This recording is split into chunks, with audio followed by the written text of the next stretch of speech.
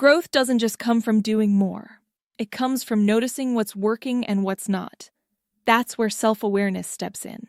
In this lecture, we will focus on two powerful tools that help you stay clear and consistent: journaling and tracking. And no, this isn't about writing pages of deep thoughts or filling in complicated spreadsheets. It's about checking in with yourself in a simple, practical, and honest way. You'll learn how to use short reflections to stay grounded, notice patterns, and adjust your daily system so it works for you. Lecture objectives. By the end of this lecture, you'll be able to understand the value of reflection for long-term growth. Use simple journaling to clarify your thoughts and track progress.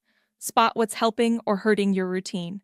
Self-awareness equals sustainable progress. It's easy to fall into autopilot, checking off tasks without thinking about whether they're helping you grow. That's where self-awareness comes in. It's what keeps your effort aligned with your goals. Think of it like using a GPS. You don't need to overanalyze every turn.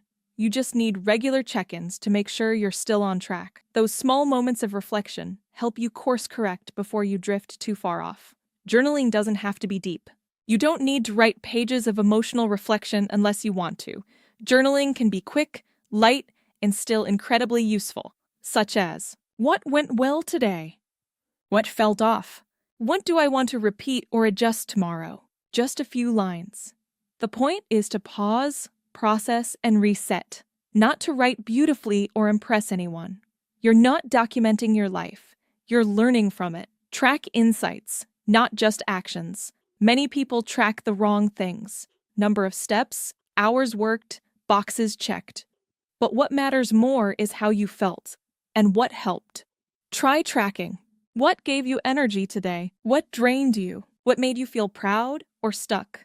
These small insights guide better choices. You're not just building habits, you're building understanding.